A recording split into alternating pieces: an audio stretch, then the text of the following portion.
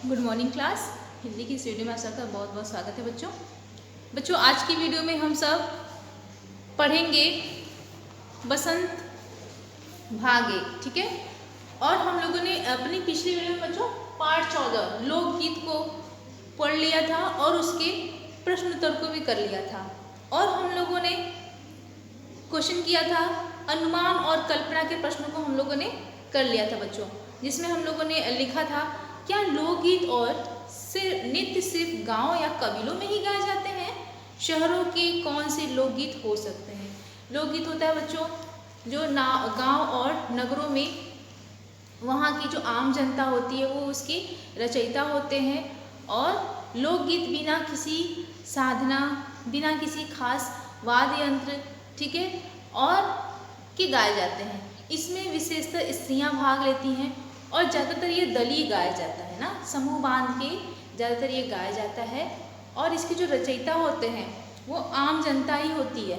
और इसके जो विषय होते हैं ये क्या होते हैं, ये रोज़मर्रा की ज़िंदगी से लिए गए होते हैं। लोकगीत में जो गायन होता है, जो उसमें लिखे हुए बोल होते हैं वो रोज़मर्रा की ज़िंदगी से लिए हुए होते हैं, हमारे और आप जैसे आम जनता जो नगरों की है। और इसकी जो भाषा है बिल्कुल सरल और सीधी होती है, ठीक है। और इसीलिए ये क्या करता है, साधारण जनता को अपनी ओर आकर्षित करता है और ज़्यादा से ज़्यादा भीड़ इकट्ठी करता है। ज़्यादातर ये गांव और देहातों में गाया जाता है, जैसे बिरहा ले लीजिए, सोरठा ले लीजिए। और लोकगीतों स्त्रियों में ज़्यादा प्रचलित है, स्त्रियां इसमें ज़्यादा भाग लेती हैं।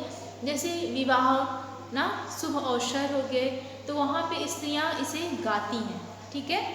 तो बच्चों पेज नंबर 102 102 पे अनुमान और कल्पना के प्रश्नों को हम लोगों ने कर लिया था, ठीक है। भाषा के बाद हम लोगों को प्रश्न करना है आज से। अनुमान और कल्पना में जो हमारा दूसरा प्रश्न है वो मैंने आप लोगों को होमवर्क दिया था कि पेरिसिया नामक लोकगीत से कोई कैसे आनंद प्राप्त कर सकता है, ठीक है। आज हम लोग भाषा की बात प्रश्न को करेंगे। देखिए बोल क्या रहा है, लोक शब्द में कुछ जोड़कर जितने शब्द तुम्हें सूझे यानी समझ में आए उनकी सूची बनाओ। इन शब्दों को ध्यान से देखो और समझो कि इनमें अर्थ की दृष्टि से क्या समानता है, इनके अर्थ क्या निकालते हैं और अर्थ की दृष्टि से इनमें क्या समानता है, ठीक है। इन शब्दों से वाक्य भी बनाओ, जैसे लोक से क्या बनाया है इसने, लोक कला, ठीक है। तो आइए हम लोग लोक शब्द से देखते हैं कि कौन कौन से हमारे शब्द बनते हैं, ठीक है बच्चों।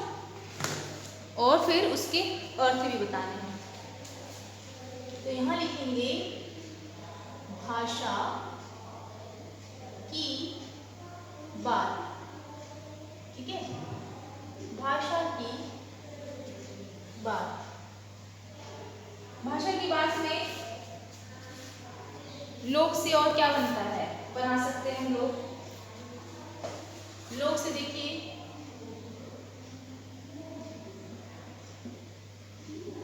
लोक से क्या बन सकता है बच्चों, लोकवाद भी बन सकता है, ठीक है, या लोकहित। हित मतलब क्या होता है, भलाई। लोक मतलब सबकी, ठीक है, लोकहित मतलब सबकी भलाई। इसको कैसे लिखेंगे बच्चों, अगर शब्द बनाने होंगे, इसके वाक्य बनाने होंगे तो क्या लिखेंगे, नेताओं को लोकहित मतलब सबकी भलाई, ठीक है। नेताओं को लोकहित को, नेताओं को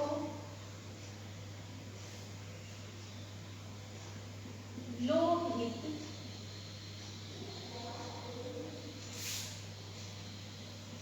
लोकहितों को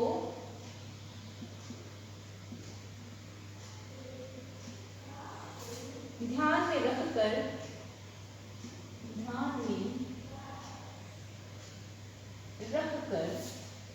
योजनाएं बनानी चाहिए। क्या बनानी चाहिए, योजनाएं, ठीक है बच्चों, योजनाएं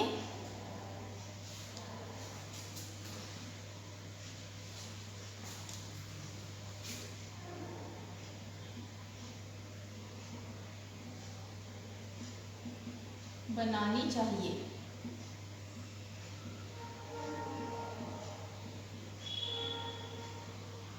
देखिए लोक से हमने क्या बनाया, लोकहित यानी सबकी भलाई।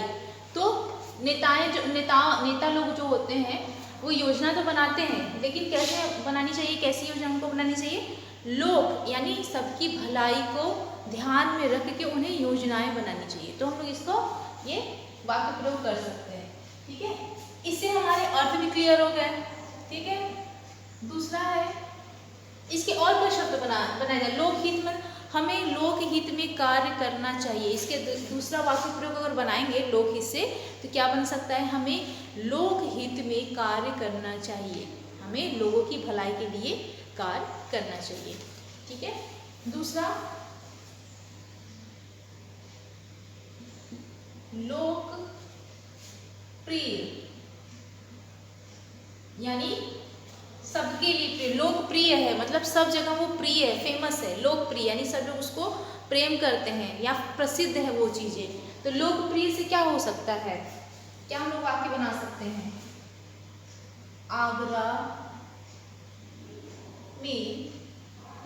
आगरा में स्थित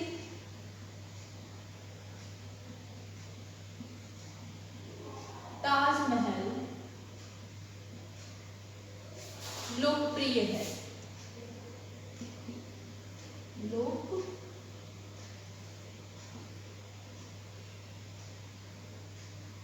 लोकप्रिय है।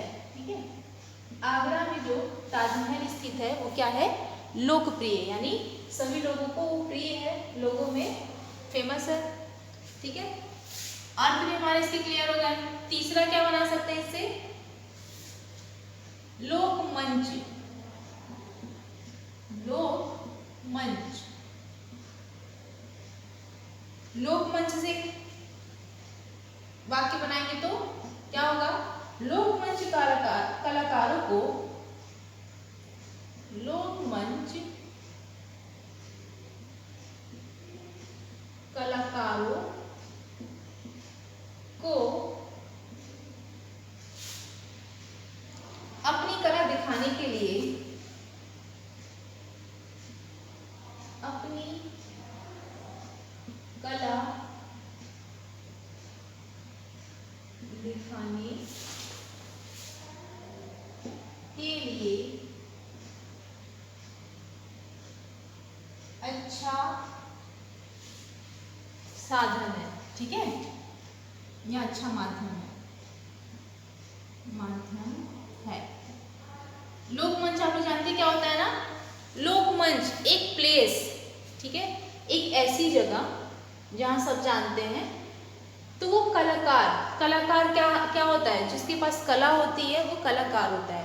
अब कला विभिन्न रूप में भी हो सकती है, किसी को अच्छा नाच आता है वो भी कलाकार है ना, किसी को अच्छा गाना आता है उसके अंदर वो कला है, किसी को अच्छी ड्राइंग आ रही है ना, किसी को क्राफ्ट, हर आदमी के अंदर कोई ना कोई एक कला होती है, चाहे वो छोटी हो चाहे बड़ी हो। लेकिन अगर कोई भी आदमी अपनी कला को उभारना चाहता है और सबको दिखाना चाहता है तो उसे एक मंच चाहिए, एक प्लेस चाहिए जहाँ पे वो जाके अपनी कला का प्रदर्शन कर सके।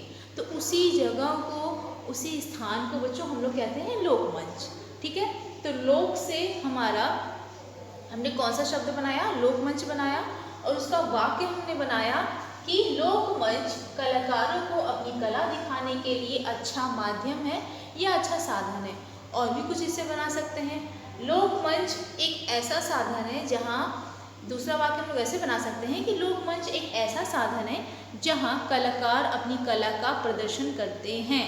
ये भी लिख सकते हैं कि लोकमंच एक ऐसा साधन है ना जहाँ कलाकार अपनी कला का प्रदर्शन करते हैं। ठीक है, और क्या शब्द हम लोग बनाएंगे लोक से, और लोक से हम बना सकते हैं लोकतंत्र।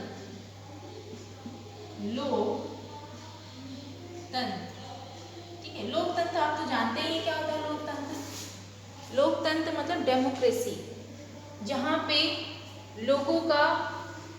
लोगों को भी सुना जाए ना, जहाँ लोगों की बात को भी रखा जाए, लोगों की भी चलती है।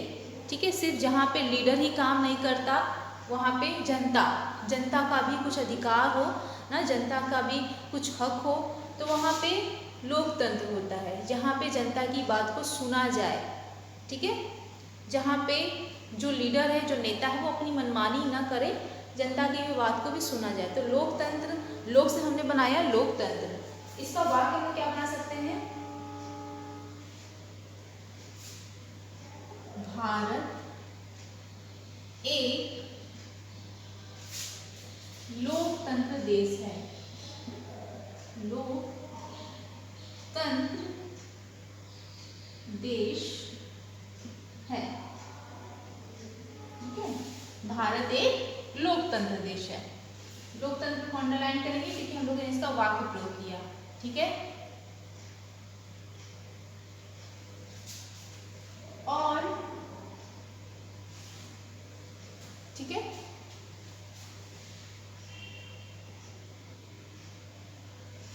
लोकहित, ठीक है बेटा। नेताओं को लोकहित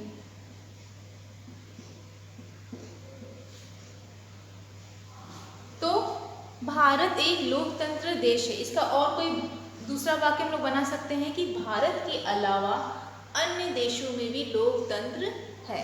ये वाक्य भी बन सकता है कि भारत के अलावा अन्य देशों में भी लोकतंत्र है, ठीक है। इसके बाद हम लोग का और भी ऐसे बहुत सारे शब्द बन सकते हैं। आप लोग अपने मन से बनाएंगे अगर बनते हैं शब्द, और उसके वाक्य को प्रयोग करेंगे, ठीक है। आगे देखो, दूसरा प्रश्न है भाषा की बात में। 12मासा गीत में साल के 12 महीनों का वर्णन होता है। अगले पृष्ठ पर विभिन्न अंकों से जुड़े कुछ शब्द दिए गए हैं। विभिन्न अंक, अंक मतलब जो हमारा डिजिट होता है, नंबर ना, मैथ्स में नंबर जो होता है, इनका क्या अर्थ है और वह अर्थ क्यों है। पीछे कुछ शब्द दिए हैं और उसका अर्थ पूछ रहा है। इस सूची में तुम अपने मन से सोचकर भी कुछ शब्द जोड़ सकते हो, जैसे इकतारा ना, सरपंच, चारपाई, क्या क्या चीजें होती है इसमें। देखो सारे शब्दों में हमारा एक अंक जुड़ा है, जैसे इकतारा ना, एक तार वाला इकतारा होता है।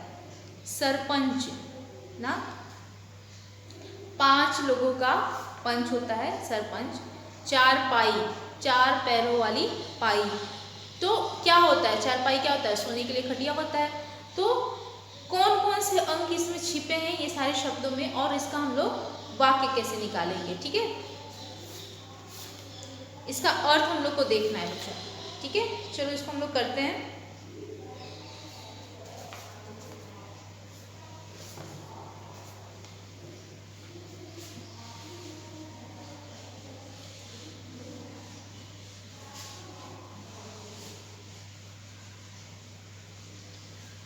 तो भाषा की बात में हमारा क्या है कि 12मासा गीत में साल के 12 महीनों का वर्णन होता है। 12मासा एक गीत का नाम है। उस गाने को जब लोग गाते हैं तो 12 मास यानी 12 महीने उसमें आते हैं उस गीत में, ठीक है। तो इसी तरह जितने भी हमारे शब्द दिए गए उसमें कोई ना कोई अंक है, तो हमको इस सूची में कुछ और शब्द जोड़ने हैं, ठीक है। इन्हें पढ़ो और अनुमान लगाओ कि इनका क्या अर्थ है। इनका सिर्फ हमें अर्थ बताना है जो हमारे शब्द लिखे हुए, ठीक है। तो आइए इन शब्दों को हम लोग लिखते हैं और उसके अर्थ को समझते हैं। पहला क्या लिखा है, दूसरा प्रश्न है हमारा भाषा की बात में, ठीक है। पहला क्या लिखा है, एक तारा। क्या होता है एक तारा? एक तार से बजने वाला, एक तारा किसको बोलते हैं? उसमें एक तार लगा होता है और ये वाद होता है बजाने वाला, ठीक है, जिसको बजा बजा के लोग गाते हैं। एक तारा क्यों नाम पड़ गया उसका एक तारा? क्योंकि इसमें एक तार से बजने वाला वाद्य यंत्र, एक तार से बजने वाला वाद्य, ठीक है बच्चों। एक तारा क्या होता है? एक तार से बजने वाला वाद्य यंत्र होता है। उसके बाद सरपंच, ये हमारा पहला था। अब दूसरा लिखेंगे सरपंच ना। सरपंच किसे कहते हैं? गांव में सरपंच होते हैं ना, 5 होते हैं उसमें मुखिया, उसी में से 5 मुखिया में से ये सबसे प्रमुख होते हैं ना। 5 पंचों में ये प्रमुख होते हैं जिन्हें सरपंच कहते हैं। तो क्या लिखेंगे? पंचों का प्रमुख, पंचों यानी 5 उसमें पहले होंगे, उसी में ये प्रमुख है, पंचों में प्रमुख ना। इनको लेके 5 लोग होंगे, सरपंच को लेके ही 5 लोग होंगे, लेकिन इन 5 का जो ग्रुप होता है उनमें ये सबसे प्रमुख होते हैं जिन्हें सरपंच कहते हैं, और ये गांव में होते हैं। ठीक है, गांव में अगर कुछ केस हो जाता है, जैसे शहरों में क्या होता है कि लोग पुलिस स्टेशन चले जाते हैं और कोर्ट चले जाते हैं, लेकिन गांव में क्या होता है कि अपनी किसी भी समस्या को लेके लोग सरपंच और मुखिया के पास जाते हैं, सरपंच के पास जाते हैं और अपने ये न्याय लेते हैं कि क्या सही है क्या गलत है, अपराधी को दंड दिया जाता है। तो इस प्रकार पंचों में जो प्रमुख होता है उसे क्या कहते हैं? सरपंच। पंच मतलब 5। सारे शब्दों में हमें अंक दिखाई दे रहा है बच्चों। यहाँ देखो एक तारा यानी एक तार वाला सरपंच, पंच में 5। उसके बाद है चारपाई, 4 पाई और क्या मतलब होता है? 4 पैरों वाली, 4 पैरों वाली, 4 पैरों वाली। मतलब 4 यहाँ पहले से है, पाई मतलब पैर, पाई मतलब पैर, 4 पैरों वाली। क्या होती है 4 पैरों वाली? खाट। 4 पैरों वाली क्या होती है? खाट। इसके बाद चौथा है सप्तर्षि, सप्तर्षि ना। सप्त से देखो 7 ध्वनि निकल रही है ना, सप्तर्षि। इसका अगर हम लोग संधि विच्छेद करेंगे तो 7 ऋषि, सप्तर्षि का संधि विच्छेद भी करेंगे तो 7 ऋषि आएगा, और इसका अर्थ भी निकालेंगे तो क्या आएगा? 7 ऋषियों का समूह, 7 ऋषियों का समूह। ठीक, 7 ऋषियों का समूह।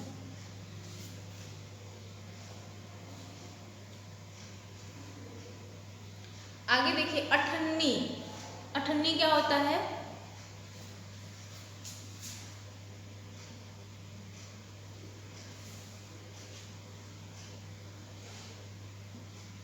अठन्नी 50 पैसे का सिक्का। अठन्नी किसको बोलते थे? 50 पैसे का सिक्का।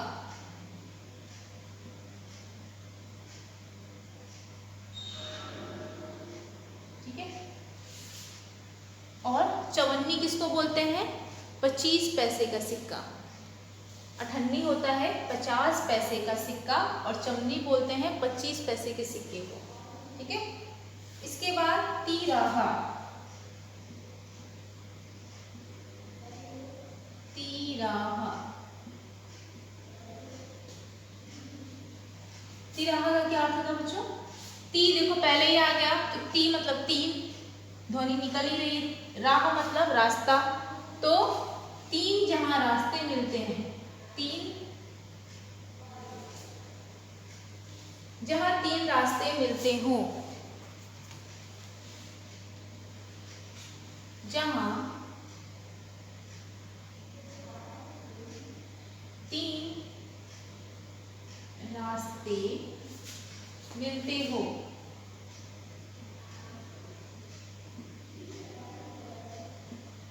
उसी को क्या बोलते हैं? तिराहा। जहां पे 3 रास्ते एक साथ आके मिल रहे हैं मतलब एक मोड़ है, वहां से 3 रास्ते कटे हुए हैं, निकले हुए हैं, उसी को हम लोग क्या बोलते हैं, तिराहा, यानी 3 राहों वाला। ठीक। 7वां दोपहर। दोपहर, दोपहर क्या होता है, जब दोपहर बीत गया हो, जब दोपहर बीत गया हो। ठीक है। भोर का समय एक पहर तब बीत जाता है, सुबह होती है तो दूसरा पहर बीत जाता है, तो 2 पहर आ जाता है। ठीक है। 2 पहर, एक पहर हमारी सुबह होती है, वो बीत जाती है, दूसरी पहर आती है 12 बजे के बाद, वो हमारा दोपहर होता है। ठीक है। यानी उसको और क्या बोलते हैं, माध्याह्न भी बोलते हैं। क्या बोलते हैं, माध्याह्न। ठीक। 8वां छमाही। छमाही, छमाही क्या होता है, 6 महीने में होने वाला। 6 पहले से ही हमको दिख रहा है, 6, तो 6 महीने में, ठीक है, 6 महीने में होने वाला।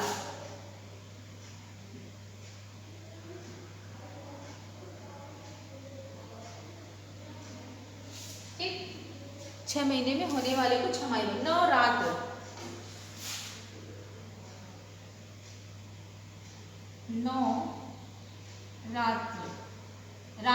रात्र मतलब रात्रि, 9 मतलब 9 दिन, यानी 9 दिन की रात्रि। 9 दिन की रात्रि भी बोल सकते हैं, 9 रातों का समूह भी बोल सकते हैं। 9 रातों का समूह। ठीक है बच्चों, 9 रातों का समूह, इसी को हम लोग क्या बोलते हैं, नवरात्रि भी बोल सकते हैं। ठीक है बच्चों। देखिए फिर से हम लोग देखते हैं, एकतारा, एक तार से बजने वाला एक वाद्य यंत्र है, इसको एकतारा बोलते हैं। सरपंच, पंचों में जो प्रमुख होते हैं उसे सरपंच कहते हैं। पंच हमारा ये अंक यहाँ दिखाई दे रहा है। ठीक है। हमको सिर्फ अर्थ बताने हैं।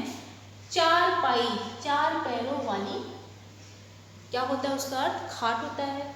सप्तर्षि, 7 ऋषियों का समूह, यानी तारागण, इसको तारागण भी बोलते हैं। यहाँ ऋषि मुनि वो वाले ऋषि मुनि नहीं है जो हम लोग ऋषि मुनि देखते हैं। सप्त ऋषि यानी तारों का समूह ना, तारों का समूह, 7 ऋषियों का समूह, ऋषि, और या तारागण भी लिख सकते हैं इसको।